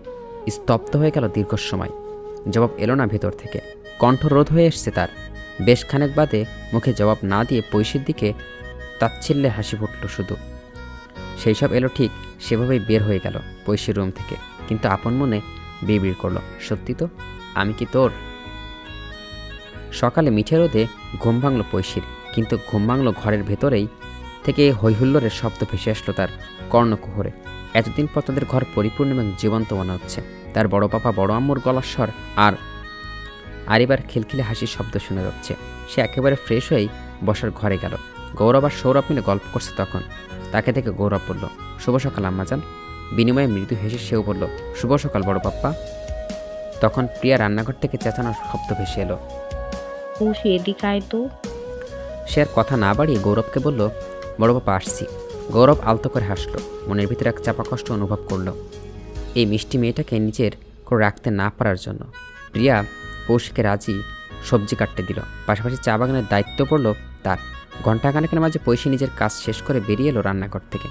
নিজের রুমে ফিরে এসে ভার্সিটি যাওয়ার জন্য তৈরি হতে এলো। খাবার টেবিলে তখন সবাই উপস্থিত। সকালে নাস্তা মুখে তুলছে, আরাব মাথা নিচু করে খাচ্ছিল, কিন্তু এক পলক পৈশীকে দেখল। তবে তার কোনো ভাববেগ নেই এই মুহূর্তে। পৈশী একটা চেয়ার টেনে তার পাশে খেতে বসলো। হুট করে আকসা জিজ্ঞেস করলো, কোথায় যাচ্ছিস? ভার্সিটি যাব। প্রিয়া মেয়ের ভার্সিটি যাওয়ার কথা শুনে কিছুটা অবাক হলো। তার ফুপু মামারা আসবে তাই যেতে নিষেধ করলো, কিন্তু পৈশী বুঝলো না তার ফুপু মামার সাথে তার ভার্সিটির কী সম্পর্ক। মায়ের জবাবে বলল, এর আগেও 2 দিন যায়নি, আজ না গেলে কেমন হবে? সৌরভ প্রিয়াকে থামালো, বলল, মেয়েটাকে যেতে দাও। প্রিয়া এক বাক্যে এত দূর পথ ঘণ্টা 3 লেগে যেতে পারে। এভাবে মেয়েকে একা ভার্সিটি কীভাবে যাবে? তার আগে পালাবদল করে 2 জন একজন মেয়ের সাথে যেতে হতো, কিন্তু সৌরভ আজ ব্যস্ত থাকবে, তাই তার যাওয়া সম্ভব নয়। প্রিয়ার সেও ব্যস্ত আছে, তাদের 2 জনের কেউ যেতে পারবে না। তার এত দুশ্চিন্তার মাঝে আরাব বলে উঠল, ছোটাম্মু আমি যাই পৈশীর সাথে। আরাবের এমন আবদারে সৌরভ গৌরব 2 জনে বিস্মিত। তারা 2 জনে কিছু একটা সন্দিহান। গতকাল থেকে আরাবের আচরণ কেমন অদ্ভুত লাগছে তাদের কাছে। কিন্তু কেউ কি মুখ খুলে তার বহিঃপ্রকাশ করল না। সৌরভ নিষেধ করতে চাইল, শুধু শুধু মায়া বাড়ানোর কী দরকার এখন, কিন্তু গৌরব এই সুযোগ কাজে লাগালো। প্রিয়া জবাবের অপেক্ষা না করে বলল, আরাপ তুমি যাও আমার আম্মাজানের সাথে, ওর খেয়াল রেখো, এটা তোমার উপর গুরু দায়িত্ব এখন। পৈশী অবাকের চরম শিখরে, কিছুটা ক্ষুব্ধ হয়েই বলল, আমি কি বাচ্চা মেয়ে? ভার্সিটি যাব নিজস্ব গাড়ি করে, কোনো বাসে নয়। তাও এত কিসের ভয় তোমাদের? আরাপ বিড়বিড় করলো, বাচ্চা কিসের, 3 বাচ্চার মা সে, কারো কর্ণ করে না পৌঁছলে পৈশী এখানে ঠিকই পৌঁছে গেল। আরাপ টিপকানির মারার তীর্যক বাক্য, কিন্তু জবাব দেওয়ার এখনই সময় নাই, তাই চুপচাপই থাকলো। খাওয়া শেষ করে চেয়ার ছেড়ে উঠতে যাবে তৎক্ষণাৎ আকসা বলে উঠল, কখন ফিরবি? দুপুর 2টো বা 2:30 লাগতে পারে। জলদি ফিরে এসো, সারপ্রাইজ আছে কিন্তু। পৈশী আকসাকে যেতে দিয়ে আর জিজ্ঞেস করেনি কিসের সারপ্রাইজ। আকসাই তো তার জীবনের সবচেয়ে বড় সারপ্রাইজ, এর চেয়ে সারপ্রাইজ আর হতেই পারে না। গতকাল রাতে যখন আরাবকে তার সাথে রাগের বশে সে উত্তপ্ত বাক্য বিনয় করছিল, পরক্ষণে নিজের ভুল বুঝতে পেরে ছুটে গিয়েছিল আরাবের রুমে, কিন্তু বিধিবাম আরাবকে তার রুমে পায়নি। তখন সারা ঘর তন্ন করে খুঁজল, পরে দেখলো আরাব তার উঠবি ওয়াইফকে নিয়ে গল্পে মাশগুল। বেশ হাস্যকর মাত্র দুইজন, ভালোই লাগছিল। সে শুধু শুধু দুশ্চিন্তায় ডুবে মরছিল। তখন আরাব বুঝি খুব কষ্ট পেল, নিজের কাজের জন্য বিদ্রুপ হাসি ফুটল মুখের কোণে। নিজের রাগকে সংবরণ করে দ্রুত গাড়িতে গিয়ে বসল। সে বসতে আরাবও ছুটল, এসে তার পাশে বসল। গাড়ি চলছে, দুইজনেই নিশ্চুপ, কারো মুখে কোনো কথাই নেই। এত কাছে তবুও শত ক্রোশ মাইকের দূরত্ব মাঝে পৈশী যেন নির্বাক আবরুদ্ধ। সে পালাতে চাইছে এত কষ্ট থেকে, অথচ কষ্ট পায় হেঁটে যাচ্ছে তার সাথে। তার খুব জানতে ইচ্ছে করছে আরাব কী চাই, তার দুদণ্ড শান্তিতেও কি থাকতে দিবে না। নিশ্চুপ পড়ে রইল গাড়ির এক কোণে। পৈশী চুপচাপ হলেও আরাবের মাঝে একবার জিজ্ঞেস করছিল কিছু খাবে। মুখে জবাব না দিয়ে পৈশী এপাশ করে শুধু মাথা নাড়ালো। আরাব দীর্ঘশ্বাস টানল বিনিময়ে। দীর্ঘ 1.5 ঘন্টা পথ 1 ঘন্টা এসে পৌঁছালো দুইজন। সামনের সিটে পাশাপাশি বসছিল এতক্ষণে। গন্তব্য পৌঁছাতেই কোনো বাক্য বিনিময় ছাড়াই পৈশী নেমে গেল। আরাব পিছু ডাকলো, কতক্ষণ সময় লাগবে তোমার? পৈশীরাজ অবাক হওয়ার দিন, তুই থেকে তুমিতে নেমেছে মহোদয়। আগেও এমন করতে মাঝে মাঝে, তবে আজকে তুমি ডাকটা ছিল অন্যরকম, কেমন যেন অন্তঃকরণের আঘাত আছে তার। তবু সে পিছনে ডাকলো না, জবাব দিল সামনের দিকে তাকিয়েই, ঘন্টা 3 লাগবে। এতক্ষণ অপেক্ষা করতে আপনার কষ্ট হবে, আপনি বরং বাসায় চলে যান। আরাব যেন কানে ভুল কিছু শুনছে। তাকে আপনি ডেকেছে, সোজা তুমি থেকে আপনি, বাহ কি পদোন্নতি তার। সে মৃদু হাসল, রাশবাড়ি কণ্ঠে জবাব দিল, চিন্তা করতে হবে না তোমার, আমার আবার অনেক ধৈর্য, অপেক্ষা করতে পারবো, তুমি সাবধানে যেও। পৈশীও না চাইতেও এক পলক তাকালো আরাবের দিকে, দ্রুতই আবার নিজের নজর অন্যদিকে ঘোরালো। কেমন যেন নিজেকে বেসামাল লাগছে। ওই চোখে বেশিক্ষণ তাকানোর সাহস নেই তার। কি এক অদ্ভুত চাহনি, তাকে ঘায়াল করার জন্য ওই চাহনিই যথেষ্ট। আর তাকাবে না সে এই চোখের মাঝে। অথচ আরাব স্থির দৃষ্টি পৈশীর উপর। বলে উঠল, কোনো সমস্যা হলে দ্রুত জানাবে, তোমাকে নিরাপত্তা দেওয়ার এখন আমার মুখ্য কাজ। পৈশী আরাবের জবাব দেওয়ার প্রয়োজন বোধ মনে করল না। দ্রুত পায়ে কদম বাড়ালো ভার্সিটির ভেতরে প্রবেশ করার জন্য। পিছনে ঘুরে তাকানোর সাহস নেই আর। এই লোকটা ধুমচাল, তাকে মায়ে বেঁধে রাখবে আবার। অথচ আরাবের দৃষ্টি নড়চড় হয়নি। সে অপলক তাকানো পৈশীর যাওয়ার দিকে। গায়ে ধূসর রঙের জামা, মাথায় কালো হিজাব, সাথে মুখ মাস্ক। সে যে এক প্রাণ সঞ্চারিণী। সময় পেরোলো 1-2 করে 3 ঘন্টা, কিন্তু পৈশীর ফেরার নাম নেই। আরাব অস্থির হলো, এত সময় হলো ফিরছে না কেন মেয়েটা। সে ফটকের মাঝে এক সূক্ষ্ম দৃষ্টি ফেলল ভেতরের দিকে। না, কোথাও নেই পৈশী। সময় কাটালো আরও কিছু সময়। হঠাৎ দৃষ্টিগোচর হলো দূরে দাঁড়ানো আছে পৈশীর অভয়, পাশাপাশি ছেলেও আসছে। তার সাথে আড্ডায় ব্যস্ত সে। আরাবের শান্ত মস্তিষ্ক হুট করে অশান্ত হলো। এই মেয়ে সাহসের তুলনা হয় কি করতে হবে। সে ফটকে পেরিয়ে ভেতর প্রবেশ করলো, শান্ত গভীরস্বরে ডাকলো, পৈশী। পৈশীর হুঁশ নেই, সে সবার সাথে কথা বলায় ব্যস্ত। তখন সহসায় তার পেছন থেকে পরিচিত শ্মশানে চমকে উঠল। গাড় ঘোরালে আরাবকে দেখে শুকনো ঢোক গিলল। এখনও তার ফ্রেন্ডে তাকে নিয়ে সন্দেহ করলে আজ তার যদি মজা ওড়ায়, সে লজ্জায় শেষ। জলদি পেছনে ঘুরে আরাবের জবাব দিল, উদ্যত হলো। কিন্তু তার আগেই ফ্রেন্ডের একজন বলে উঠল, কে রে উনি? আমাদের দুলা ভাই। পৈশী ভ্যাপাচাকা খেয়ে গেল। মাথা নাড়িয়ে না বলার আগেই তারা হা হয়ে করে উঠল। আমাদের না জেনে বিয়ে করে ফেলেছিস, এটা ভালো করিসনি কিন্তু। নে, বেকুব বনে গেলাম। অথচ আরাব ভাবলেশীন তাকিয়ে আছে। সে পৈশীর পর্যবেক্ষণ করছে শুধু। বেচারা পৈশীর কথা কানে নিল না কেউ। তার রাগ বাড়ল হুট করে। সে আর কিছুই না বলে বেরিয়ে গেল সেখান থেকে। পেছন থেকে তার বন্ধু ট্রিট চাইল। আরাপ তাদের কাছে এসে অস্বস্ত করলো। নেক্সট টাইম অবশ্যই আমাদের দেখা হবে। আর ট্রিট সেই দিন তাদের জন্য তোলা থাকলো। আজ সময় নেই। আরাপের কথায় প্রসন্ন হলো পৈশির বন্ধু মহল, তাই ছেড়ে দিল আজকের জন্য। পৈশি গাড়িতে বসে রাগে ফোঁসফোঁস করছে। আরাপ তার দিকে পাইপ লাগানো একটা ডাব এগিয়ে দিল। পৈশি নিতে চাইল না। আরাপ হাতে তুলে দিতে দিতে বলল, খেয়ে নাও, মাথা ঠান্ডা করো। পৈশি ফোঁস করে উঠল, হঠাৎ করে আমাকে তুমি করে ডাকছো কেন? জবাব লাগবে? পৈশি ছোট্ট করে বলল, ডাব খেয়ে নাও, আমরা না হয় যেতে যেতে কথা বলছি সব। পৈশি মাথা ঠান্ডা করলো। ডাবের মুখে লাগানো পাইপের মাধ্যমে নিজের ঠোঁট বসালো। পরে তৃপ্তি করে পানি পান করলো ডাবের পানি। আরাপ আর চোখে দেখলো সব। ফের বলল, খাওয়া শেষ হয়েছে? পৈশি হ্যাঁ বলে মাথা নাড়ল। আরাপ তার হাতে একটা প্যাকেট ধরিয়ে দিল। তখন পৈশি অবাক হয়ে বলল, এটা কি? তোমার প্রিয় খাবার একটি আছে এখানে। পৈশি ঝটপট প্যাকেট খুলল, দেখলো হালিমের বক্স ভেতরে রাখা। সে যেন অবাকের উপর অবাক হচ্ছে। আরাপ তাড়া দিল, জলদি খেয়ে নাও, ঠান্ডা হওয়ার আগেই। পৈশি আরাপের দিকে তাকালো এক পলক, কৃতজ্ঞতা স্বরূপ বলল, এত কিছু কেন করতে গেলে আরাপ ভাই? সেই সকালে এসছো, এখানে খিদে পেয়েছে তাই নিয়ে আসতাম। আর কিছু? পৈশি চুপ করে গেল মুহূর্তেই। কি জবাব দেবে আর? তার কথা বাড়ায়নি সে। বাড়ি ফিরে দেখে স্থূলতুল কাণ্ড। ঘরভর্তি অতিথিতে পূর্ণ। ঘরের ভেতরে হাসির ঝঙ্কার শুনেই বুঝে গেছে অতিথি কারা এসছে। পৈশি অবাক হয়নি আর। প্রবেশ করতে দেখে পেল নিজের ফুপি মামিকে। একপাশে তার নানু আছে। নানু দাদু বেশ গল্পই মজেছে। তাকে দেখা মাত্রই মরিয়া ছুটে এলো, জড়ি ধরল। আমার বইন এত শুকিয়ে গেছে কিভাবে? পৈশি নানুর উপর কপট রাগ দেখালো। এই বাক্য ছাড়ার আগে কিছুই জানে না তার নানু। নতুন কিছু তো বলতে পারে। মুখে কোণে ঈর্ষৎ হাসি ঝুলিয়ে বলল, তোমার চিন্তায় নানু রাতে ঘুম আসে না। আমার চিন্তা কর না, জামাইয়ের চিন্তা কর। নানুর জন্য চিন্তা হলেই কল দিয়ে খোঁজ নিতা। পৈশি নিজের ফাঁদেই নিজেই পড়ল। তাই বলে উঠল, আরে দূর নানু, কি যে বলো না, তোমার চিন্তাই করি। মারিয়ামের মুখে প্রাণবন্ত হাসি। হঠাৎই চোখ পড়ল আরাবের দিকে। পৈশির দিকে ঠিক পেছনে দাঁড়ালো। দেখেছেন উপায় নেই এই ছেলেকে। অজান্তেই বলে উঠল, মাশাআল্লাহ, দেখতে পুরো ইংলিশদের মতো, বেশ লম্বা চড়া একটা ছেলে। আরাবকে ডেকে বলল, কেমন আছো নানু ভাই? আরাব মারিয়ামকে সালাম দিল। মারিয়ার সাথে সাথে পাশে বসা নিজের ফুপুকেও সালাম দিল। মারিয়া সালাম নিয়ে ভালো মন্দ কুশল বিনিময় করল। শোভা এত সময় ছটপট করছিল কখন তার ভাইপো আসবে আর তাকে জড়িয়ে ধরবে। আরাবকে দেখা মাত্র ছুটে এসে জড়িয়ে ধরে ঠুকরে কেঁদে উঠল। ভেজানো গলায় বলল, কতদিন পর আমাদের কলিজাকে দেখছি। এত নিষ্ঠুর কিভাবে হলি রে আরাফ? 5 বছর একটাবারও ফুপুর কথা মনে পড়েনি? একবারও খোঁজ নিলি না কেন রে বাপ? আরাব কীভাবে শান্ত করবে বুঝতে পারল না। সে ভালোই বুঝতে পারছে তার ফুপুরও অভিমান করে জমেছে তার ওপর। নিজের ফুপুর মাথায় হাত বোলালো, মলিন গলায় বলল, সরি ফুপি, এমন ভুল আর হবে না। শোভার চোখ মুছল। আরাবের দিকে এগিয়ে এসে বলল, ফিরে যাস না, নিজের দেশেই থাক। তোদের ছাড়া ভালো লাগে না বাপ। আরাব নিজের ফুপির এমন সরল সোজা আবদারে হাসল।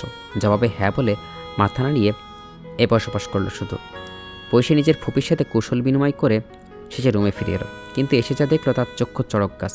তার রুম আর রুম নেই। দুই বিচ্ছু পুরো রুম তাণ্ডব চালিয়েছে। তার একমাত্র মামার দুটি মাত্র 6 বছরের জমজ ছেলে, জুবা আর জাবির। জমজলের চেহারায় কোনো মিল নেই তার পাপাদের মতো। কিন্তু দুইজন এত পরিমাণ বিচ্ছু, খোদ শয়তান এদের থেকে ভয়ে পালবে। এই জন্য তার মামি দুইজন বিচ্ছুকে নিয়ে কোথাও বেরোতে যায় না। তারা বিছানায় দফারফা বানিয়েছে, বালিশ মেঝেতে রেখে তার উপরে বসছে। ড্রেসিংয়ের অর্ধেক জিনিসপত্র মেসিজে। একজনের মুখে পাউডার মেখছে, অন্যজন কসমেটিকের জিনিস নিয়ে খেলনা বানিয়েছে। বাথরুমের দরজা খোলা, তার জুতো দিয়ে গাড়ি বানিয়েছে। ভাগ্য ভালো তার বইয়ে হাত দেয়নি, নয়তো দুটোকে মেরে তক্তা বানিয়ে ফেলতো এখন। কিন্তু বাকি রুমে এমন বেহাল দশা দেখে তার রাগে মাথা ফেটে যাচ্ছে। চেঁচিয়ে উঠল হুট করে, এই তোদের কি সমস্যা বলতো? রুমের এই অবস্থা করেছিস কেন? জুবাব যাবে পৌশিকে দেখে ভয়ে এঁকে পড়ল। এক ছুটতে ঘর থেকে বেরিয়ে যেতে চাইলে সে দুজনকে শক্ত করে ধরল। তারপর চেঁচিয়ে তার মামাকে ডাকল। প্রদ্যুৎ হন্তদন্ত হয়ে রুমে ঢুকল। যা ভেবেছে তাই হলো। তার দুই বিচ্ছু আকাম করে রেখেছে। সে থাপ্পড় দেওয়ার জন্য হাত তুলতেই পয়সা ইশারা হামালো। মামাকে বলল, চুপ করে দেখো আমি কি করি। সে দুইজনে হাত ছেড়ে দিয়ে জুবাব। জাবির তখন চেহারা চোখে চোখ চেয়ে আছে পৈশির দিকে। সে দুজনকে আদেশ করলো, পুরো রুম তোরা এলোমেলো করেছিস, এখন তোরাই আবার গোছাবি, নয়তো একটাকেও বাড়ি যেতে দিব না আমি, সোজা বাথরুমে বেঁধে রাখবো। পৈশির ধমকের রুম গোছানোর কাজে লেগে যায় দুইজন। ছোট্ট হাতের কারণে আবার এলোমেলো হয়ে যাচ্ছে বারবার। পৈশি হার মানার পাত্র নয়। দুই ভাইকে দিয়ে ঠিকই সব গুছিয়ে নিচ্ছে। প্রত্যয় দাঁড়িয়ে দাঁড়িয়ে নিজের ছেলে আর ভাগ্নির কাণ্ড দেখে যাচ্ছে শুধু। তার পেছনে আরও একজন শটান হয়ে দাঁড়ানো। আরাবের চোখে মুখে যেন ঘোর বিস্ময়, কিন্তু ঠোঁটের কোণে হাসি ঝুলছে, সুপ্ত হাসি। যাক, তার ভবিষ্যৎ তাহলে বেশ উজ্জ্বল। দুপুর 2:30। পৈশি ফ্রেশ হয়ে এলো খাবার টেবিলে, কিন্তু এসে দেখলো আরাব খাবার সামনে রেখে বসে আছে। সে কিছুটা অবাক হলো। ভেবেছিল আরব খেয়ে নিয়েছে এতক্ষণে। তাকে দেখে আরাব বলল, জলদি বসো, খাবার ঠান্ডা হয়ে যাচ্ছে। পৈশি আরও একবার অবাকের চরম শিখরে। আরাব আচরণ দেখে বেশ ভাবাচ্ছে, বেশ অন্যরকম আজ। সে এক পলক তাকালো আরাবের দিকে, জবাবে বলল, আমার জন্য এতক্ষণ অপেক্ষা করছিলে? আরাব মুখে দিতে দিতে বলল, সবাই তো খেয়ে নিয়েছে, শুধু আমরা দুইজনই বাকি। তোমার একা খেতে ভালো লাগবে না, তাই আর কি। পৈশি বলার মতো দ্বিতীয় বাক্য খুঁজে পেল না। আর মন্ত্রমুগ্ধতার নাই আবারও তাকালো আরাবের মুখ পানে, কিন্তু আরাব নিজের কাজে ব্যস্ত। রোস্টার বাটি এনে রানের অংশটা পৈশির পাতে তুলে দিল, সাথে দিল সালাদ আর গরুর ভুনা মাংস। পৈশি চমকে উঠে বলল, মুরগির রান তো তোমার প্রিয়, আমাকে দিলে যে? আরাব আগোছালে হাসলো। পৈশির দিকে না তাকিয়ে জবাব দিল, ভাগাভাগি করতে শিখে নিয়েছি, যাতে পরে টানাটানি করতে না হয়। পৈশি ভেবাচাকা খেল। কে এক অদ্ভুত উত্তর দিল। সে আর জবাব দিল না, নিশ্চুপ খাবারে মনোযোগ দিল। রান্নাঘরে আলিশ বা প্রিয়াকে কাজে সাহায্য করছে। কাজের ফাঁকে আলিশ বা কিঞ্চিত নজর বুলালো পৈশি আর আয়াবের দিকে। অযাচিত প্রিয়াকে ডেকে বলল, দেখছো দুজনকে, একে অপরের প্রতি এখনো সুপ্ত টান আছে, কিন্তু ছেলেটা পৌশিকে বিয়ে করার জন্য কেন রাজি হলো না তা আজও জানা হয়নি। প্রিয়া নিঃশব্দে নিঃশ্বাস ছাড়ল, বলল, বাদ দাও না আপু, ওদের নিজেদের মধ্যে হয়তো এমন কিছু কখনোই ছিল না, যা ছিল মজা মাস্তি শুধু, অন্য কিছু নয়। আমরাই ভুল ভেবেছি তাদের নিয়ে। আলিশ বা মর্মাহত হলো। তার মন চাইছে না, যা দেখছে তা হয়তো ভুল হতে পারে। সে তার ছেলের এখনও বুঝে উঠতে পারেনি। পূর্ণির রুমে তার সমবয়সী এবং অসমবয়সী মিলন মেলা বসছে। আরিবা, কিয়াস, আস্কা আর পূর্ণি মিলে লুডো খেলছে। সাথে কিয়াসের 13 বছর বয়সী ছোট্ট বোন কিয়াসাও আছে তার সঙ্গ দেওয়ার জন্য। কিয়াসা আবিরার একমাত্র ছোট্ট মেয়ে, কিন্তু দুইজনের মাঝে বেশ প্রাগাঢ় বন্ধুত্ব। কিয়াসের একটা গোপন তথ্য আরিবার বেশ জানা। তার ইচ্ছে করে এই লুডো খেলতে কিয়াসকে পূর্ণির পার্টনার বানিয়ে নিয়েছে। কিয়াসের প্রথম ভয় পেয়েছিল, পরে আরিবা ইশারাই বলল, ভয় পাস না মেয়ে, হুনা। কিয়াস বড্ড অসহায় এই মুহূর্তে, এতটা তার আসল ভয়। ফোন কোন ফাঁকে কী করে বাসে আরিবা। খেলা চলল প্রায় ঘণ্টাখানেক। এরপর আকসা বলল, যাও, তৈরি হও সবাই, বিকেল 4টায় হতে চললো, আমাদের 5টার ট্রেনে উঠতে হবে, তাহলে রাত 11টার মধ্যে আমরা পৌঁছে যাব। কিন্তু আকসা এসে পৌশিকে ঘুম থেকে উঠল তড়িঘড়ি, বলে উঠল, জলদি তৈরি হও। কেন আপু? বলছিলাম না সকালে সারপ্রাইজ আছে, এখন জলদি তৈরি হও, আমরা গ্রামের বাড়ি যাচ্ছি। তো যাও না গ্রামের বাড়ি, আমাকে টানছো কেন? আরে বোন, নেত্রকোনা যাব, আমাদের গ্রামের বাড়িতে। তোমাদের পুরো পরিবার যাচ্ছে, সাথে তুমিও যাচ্ছ। পরন্ত বিকেল 5টা বাজতে আর 20 মিনিট বাকি। সবাই গাড়িতে উঠল দ্রুতই। গাড়ি ছেড়ে দেওয়ার আগেই মুহূর্তে পার্থ এসে হাজির। সে পৈশির সাথে দেখা করার অজুহাতে আরিবাকে দেখতে এসেছিল, কিন্তু সবার এত তাড়াহুড়ো আর স্থূল দেখে সে ভীষণ লজ্জিত হলো। চলে যেতে মনস্থির করলো এখন। আচমকা সৌরভ তাকে নিয়ে হাজির হলে ডাকলো, নিজের বন্ধু পরশার প্রিয়ার বান্ধবী রাহের ছেলের পার্থ। তাই নিঃসংকোচ বলে উঠল, আমাদের সাথে গাড়িতে ওঠো। পার্থ চোখে মুখে বিস্ময় তখন। সে তাদের পারিবারিক ভ্রমণে কেন যাবে? জবাবে বলল, না আঙ্কেল, আমি কেন? সৌরভ ধমক দিল, জলদি ওঠ, ভয় পাওয়ার কিছু নেই, আমি পরশকে কল দিয়ে বলবো তুই আমাদের সাথে আসিস। পার্থর মনে তখন লাড্ডু ফুটল, কিন্তু লজ্জায় চুপসে আসছে। পৈশি মুখ টিপে হাসল। সে জানে পার্থ এখানে কেন এসছে, অথচ আরিবার হুঁশ নেই। সে আছে দুনিয়ার হাবিজাবি গল্প নিয়ে। আচমকা চোখ পড়ল আরাবের দিকে। পার্থর অবস্থা তখন আরও শোচনীয়। যদি একেবারে এর উদ্দেশ্য বুঝতে পারে, নির্ঘাত মেরে বৃন্দাবন পাঠিয়ে দেবে আবির ভাই। কিয়াসের পাশে বসে পার্থ। কিয়াস হুট করে বলে উঠল, কি হয়েছে পার্থ ভাই, এত ঘামছো কেন? পার্থ জবাব দেওয়ার আগে আচমকাই আরিবা বলে উঠল। পার্থ ভাই ভালো আছো? ব্যাস, আরিবার ভাই ডাক শোনায় পার্থর একটু আশা ছিল, তাও ফুরুত অসহায়ের মতো এদিক ওদিক তাকালো। পৈশির অতর্কত খিলখিল করে হেসে উঠল। আরাব এতক্ষণ বিরক্ত হচ্ছিল, এত হৈহুল্লোড়ে তার মাথা ধরে গিয়েছিল, তাও চুপটু করে সহ্য করছে। কিন্তু পৈশির হাসি তার বিরক্তিকর মুখটা মুহূর্তে শীতলতার শিহরণ বয়ে গেল। সে বিমোহিত হলো। নজর তার সম্পূর্ণ স্থির হয়ে আছে, তখন চোখের পলকও পড়ল না। ট্রেনের দুটো বগির প্রথমটি বাড়ির ছেলেমেয়েরা, অন্য বগিতে মুরব্বীর অবস্থান হলো। নিজেদের সিট অনুযায়ী সবাই বসে পড়ছে। দূরগামী ট্রেন চলতে শুরু করছে ধীরে ধীরে। ঘড়িতে তখন 5টা 10, শীতের বিকেল, তাই সন্ধ্যা নেমেছে বহুক্ষণ আগে। জানালা খুলল, শীতল বাতাসে সবাই কাবু হয়ে গেল। দ্রুতই জানালা বন্ধ করে দিল আবার। শাল সোয়েটার গায়ে জড়িয়ে সে যার মতো ঝিমাচ্ছে। এতক্ষণে হৈহুল্লোড়ে থাকলেও ধীরে ধীরে সবাই শান্ত হয়ে গেল। বন্ধ জানালা দিয়ে বাইরে উকি দেওয়া যাচ্ছে না। ঐশী বিরক্ত হলো। সে বসছে আরাবের মুখোমুখি সিটে। না চাইতেও বারবার চোখাচোখি হচ্ছে। বড্ড অস্বস্তি হচ্ছে তার। আরাব দু চোখে আজ অন্য কিছু দেখছে, কেমন করে তার নিজের চেয়েও। অথচ আকসা তার পাশে নেই, কিন্তু তার দিকে তাকানো না একবারও। সে যার পরনে অবাক। নিজের হবু বউ না দেখে তাকে দেখার কারণটা বোধগম্য নয়, বরং আজব এবং ভীষণ অস্বস্তির ব্যাপার মনে হচ্ছে।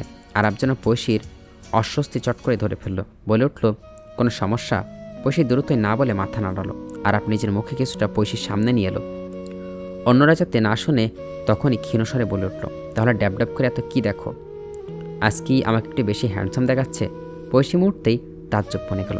জবাব দিতে গিয়েও দেখলো আরাফের শটান হয়ে বসে পড়ছে, যেন সে কিছুই জানে না, অথচ মুখের কোণে দুষ্টু হাসি তার।